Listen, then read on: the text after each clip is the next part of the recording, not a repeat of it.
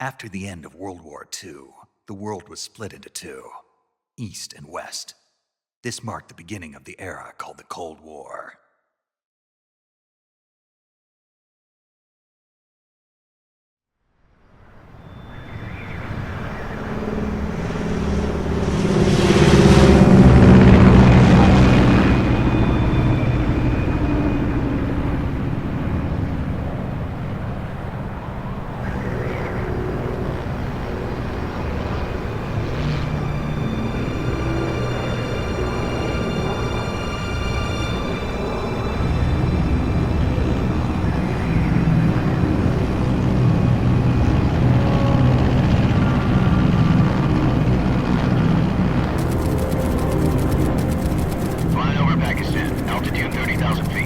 Approaching Soviet airspace. 20 minutes to drop off. Commencing internal depressurization. Equipment check. Arm main parachute. All right. Ready to go. Drop zone still showing a high pressure mass. Cav okay. Good. We've got high visibility.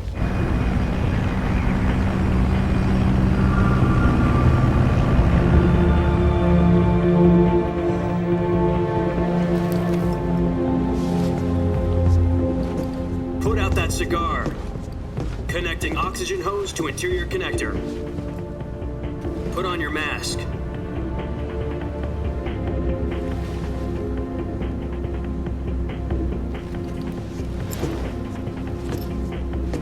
Does this panty waste know what he's doing? Approaching release point. 10 minutes to drop off. Hey, are you deaf? He said put out the cigar and put on your mask.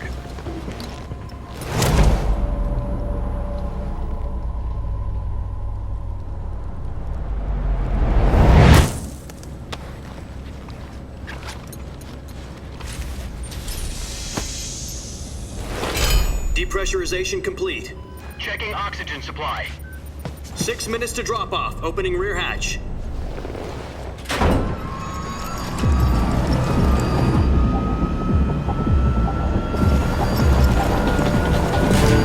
Sunrise.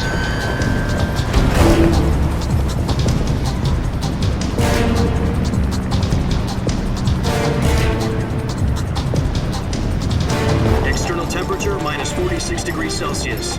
2 minutes to drop off. Stand up. You'll be falling at 130 miles per hour. Try not to get frostbite from the wind chill. 1 minute to drop off. Move to the rear. Activate bailout bottle. This is one for the history books. The world's first halo jump. 10 seconds to drop off. Stand by. Status okay. All green. Prepare for drop off. Countdown. 5, 4, 3, 2, 1. Spread your wings And fly. God be with you.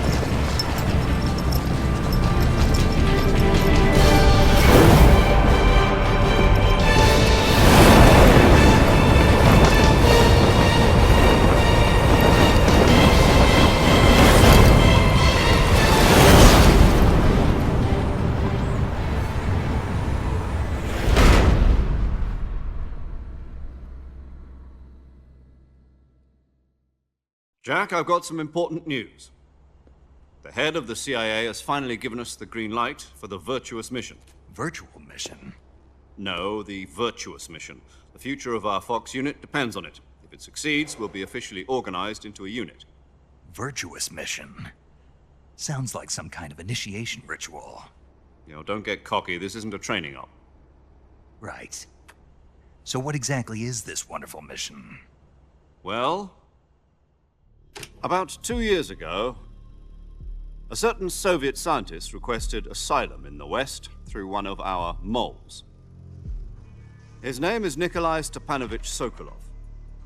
He's head of the OKB 754 Design Bureau, one of the Soviets' top-secret weapon research facilities, and the East's foremost expert on weapons development. Sokolove? Isn't he that famous rocket scientist? The very same. On April the 12th, 1961, the Soviets achieved the first manned spaceflight in history. The Earth was blue, but there was no God. Well spoken. The rocket that carried Yuri Gagarin into orbit was the A-1, known as the Vostok rocket. Sokolove is said to be the man most responsible for the multi-engine cluster used in that rocket. After Gagarin's flight, Sokolove left rocket development to become the head of the newly established Design Bureau. From a lowly technician to head of a design bureau, that's quite a success story, so why do you want to defect? It seems he'd become afraid of his own creations. Afraid?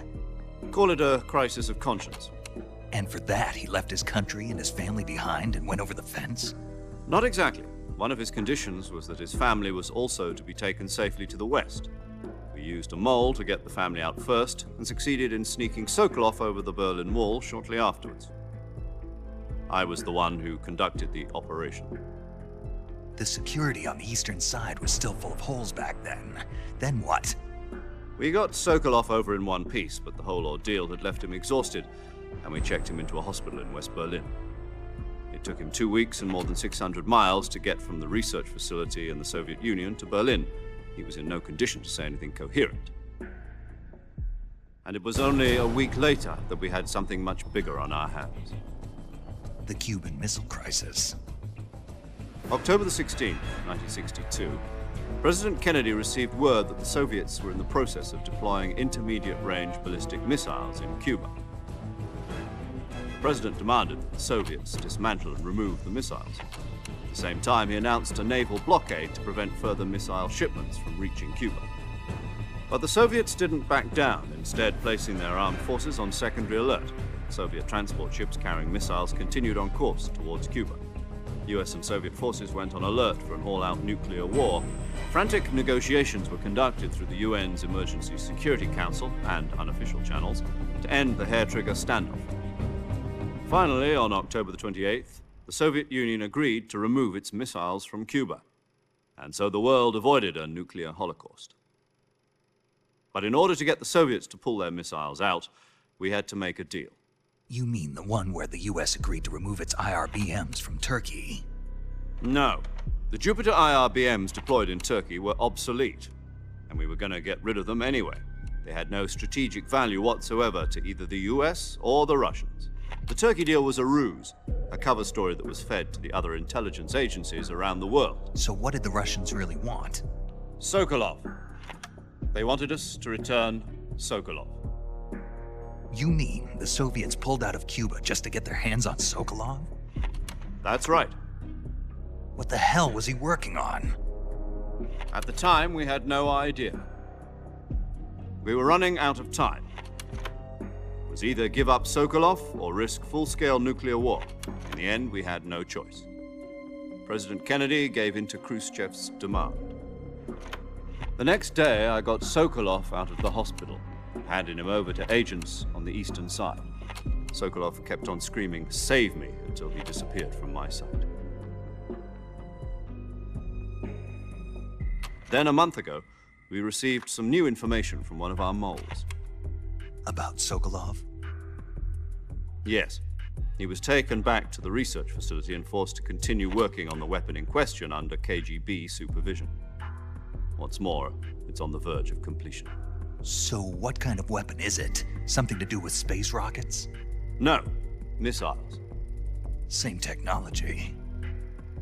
I guess you're right. We don't know the details, but it appears to be a new kind of nuclear device. For half a year now, the Soviets have been conducting frequent nuclear tests at Semipalatinsk. Something to do with the weapon, I assume. We're talking about a secret weapon so big that Khrushchev was ready to pull out of Cuba to get it back. Is Sokolove still in the facility? No. According to our intelligence, he's in Selino-Yarsk, a place in the mountains about 3 miles to the west that's known as the Virgin Cliffs. The Virgin Cliffs. Nice name for a virtuous mission. They moved him there just recently. Why? Apparently, they're conducting a field test of the weapon, but it's our best chance to get him back. This mission would never have been possible if he was still in the research facility. This is our last chance. Sokolove must have known that too when he contacted us.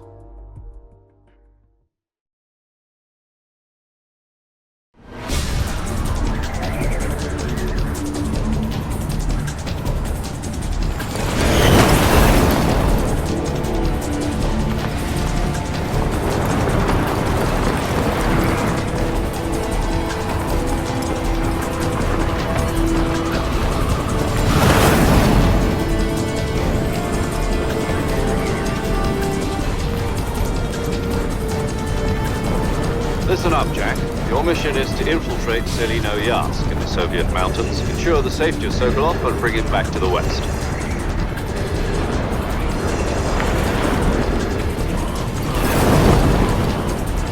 If we don't get Sokolove back before that weapon is complete, we'll be facing a major crisis. The clock is ticking.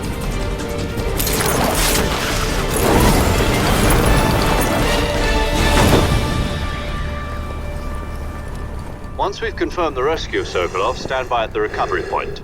A recovery balloon will be dropped at that point. Helium will be pumped into the balloon to inflate it. The process takes about 20 minutes. Once it's complete, a gunship's arm will latch onto the balloon and pull it up. The Fulton surface-to-air recovery system. I'm familiar with the theory. Take it easy. It's been combat-proven. Do you think Sokolove is up to it? The shock will be less than during a parachute jump, and the arm can handle up to 500 pounds. So you're planning on going over the border in a single combat Talon? She's equipped with two 6-barrel 20mm Vulcan cannons, as well as two 40mm machine guns. Sounds like she could hold her own against a battalion of tanks.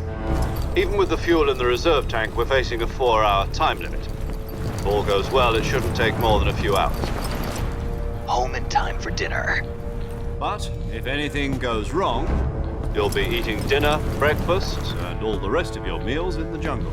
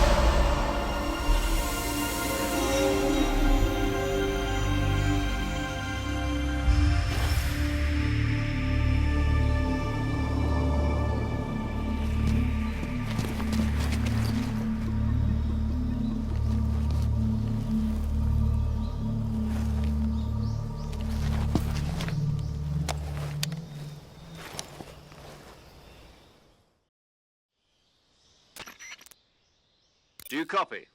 You're already in enemy territory, and somebody might be listening in. From here on out, we'll be using code names to refer to each other. Your code name for this mission will be Naked Snake. I'll be referring to you as Snake from now on. You're not to mention your real name. Snake? What, you don't like snakes? What do you mean? Well, you've eaten one before, haven't you? In survival training. I'm glad to hear that. I don't know if I'd ever order one in a restaurant, but... Be careful, you might not have a choice. What about you, Major? What should I call you? Let's see. I'll be Tom.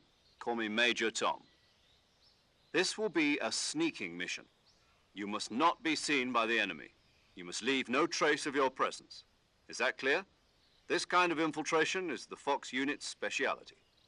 In other words, weapons and equipment are procured on site. That goes for food as well. You're completely naked, just as your name implies. Great. Now I see why you asked me if I like snakes. I suppose calling me Snake was your idea of a joke, too. No. There's a good reason for that. I'll tell you later when the time is right. Gotcha. Getting back to the subject, how exactly am I supposed to feed myself? You've been issued a knife and a tranquilizer gun. Use them to hunt for food. You'll also find some medical supplies in your backpack. Yeah, about the backpack. I lost it in a tree on the way down. I see. Well, you'd better go back and get it then. Do you know where it is? No problem. I can see it from here. It's stuck on a branch. To climb a tree, stand in front of a tree that's covered in ivy and press the action button. I'll be monitoring your progress over the radio. We can't risk violating Soviet airspace, but I'll be in the gunship. My frequency is 140.85. I'll give you a call if I need to talk to you. If you need to talk to me, use the send function. Okay, Snake, go get your backpack.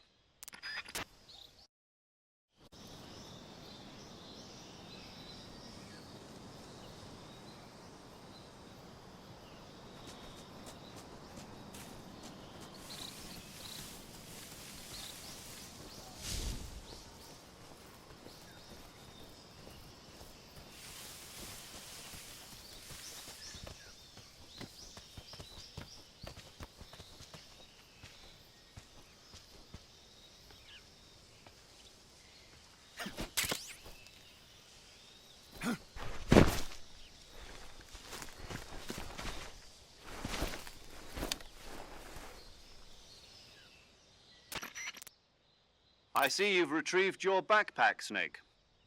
To equip a weapon, it's necessary to take it out of your backpack. In the survival viewer, choose Weapon from the backpack. Your available weapons will be displayed in a list on the screen. From that list, choose the weapon you want to equip and press the Enter button. For other equipped items, just do the same thing from Item. Got it. Use the survival viewer backpack. Yep, that's right. Survival is fundamental to this mission. After you've been out in the field for a while, your stamina will start to drop. If your stamina gets too low, it'll affect your performance. You won't be able to shoot accurately, for example, and your wounds won't heal as smoothly. Keep an eye on your stamina so you don't run out. To recover lost stamina, you can hunt for local flora and fauna. You can use either your tranquilizer gun or your knife to hunt. My only weapon is a Mark 22 Hush Puppy tranquilizer gun? That's right. It's been fitted with its own suppressor. However, the suppressor will deteriorate every time you fire. Once its durability reaches 0, the noise suppression effect will be gone. So don't get too trigger happy with it. The suppressor's durability is shown in the icon. Any weapons and equipment beyond what you're carrying now, you'll have to find as you go. I have to find my own weapons and equipment? Whose crazy idea was this anyway? Solo covert actions are standard Fox operating procedure. You can't leave any traces of your presence. No weapons, equipment, footprints, sweat, or bodily wastes. The same goes for bullets and cartridges, too. Your presence in enemy territory is already a violation of international conventions of warfare. There aren't supposed to be any American soldiers in Russia. It could spark an international incident. You can't let anyone see you. You can't let the enemy know you're there. This is a stealth mission. You're a ghost, Snake, in every sense of the word. And there'll be no rescue if you're captured. The military and U.S. government will deny any involvement in the affair. Then I'll just have to take care of myself, huh? I'm afraid so. You've been given a fake death pill for that purpose. SIS guidelines stipulate that soldiers on covert ops like this one be issued a potassium cyanide capsule.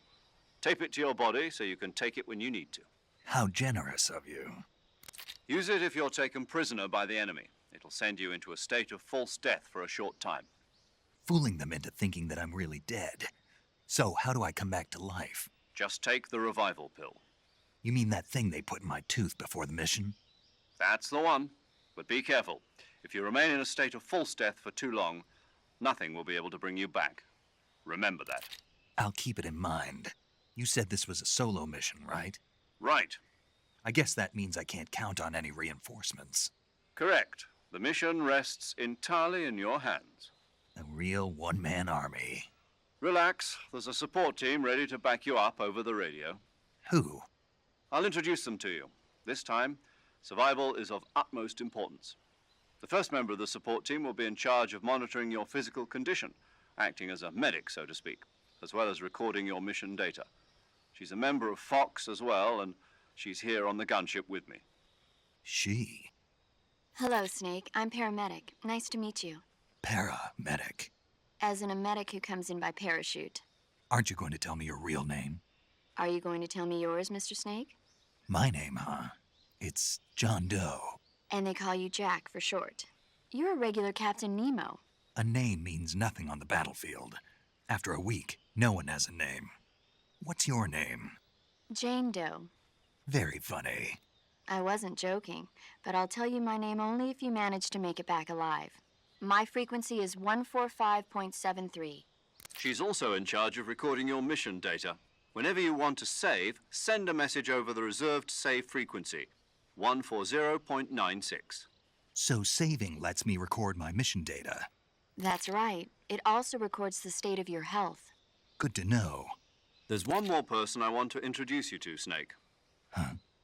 Speaking of snakes, you remember the boss, don't you? A legendary soldier and your mentor. Actually, it was the boss that got the DCI's authorization in the first place. She's going to be serving as Fox's mission advisor. The boss is? She also helped me plan this mission. She and I were at SAS together. Jack, is that you? How many years has it been? Boss? That's right. It's me. Oh. Talk to me. Let me hear your voice. It's been 5 years, 72 days, and 18 hours. You've lost weight. You can tell just by the sound of my voice. Of course I can. I know all about you. Really? Well, I don't know anything about you. What's that supposed to mean? Why'd you disappear on me all of a sudden? I was on a top-secret mission. You didn't need me anymore. But there were still so many things I wanted you to teach me. No, I taught you everything you needed to know about fighting techniques. I taught you all I could. The rest you needed to learn on your own. Techniques, sure. But what about how to think like a soldier? How to think like a soldier? I can't teach you that. A soldier needs to be strong in spirit, body, and technique. And the only thing you can learn from someone else is technique. In fact, technique doesn't even matter. What's most important is spirit. Spirit and body are like two sides of a single coin. They're the same thing. I can't teach you how to think. You'll just have to figure it out for yourself. Listen to me, Jack. Just because soldiers are on the same side right now doesn't mean they always will be. Having personal feelings about your comrades is one of the worst sins you can commit. Politics determine who you face on the battlefield. And politics are a living thing. They change along with the times. Yesterday's good might be tomorrow's evil. Is that why you abandoned me? No, it had nothing to do with you. I already told you, Jack. I was on a top-secret mission. A soldier has to follow whatever orders he's given. It's not his place to question why. But you're looking for a reason to fight. You're a natural-born fighter, but you're not quite a soldier. A soldier is a political tool, nothing more. That's doubly true if he's a career soldier. Right and wrong have no place in his mission. He has no enemies and no friends. Only the mission. You follow the orders you're given. That's what being a soldier is. I do whatever I have to get the job done. I don't think about politics. That's not the same thing. Sooner or later, your conscience is going to bother you.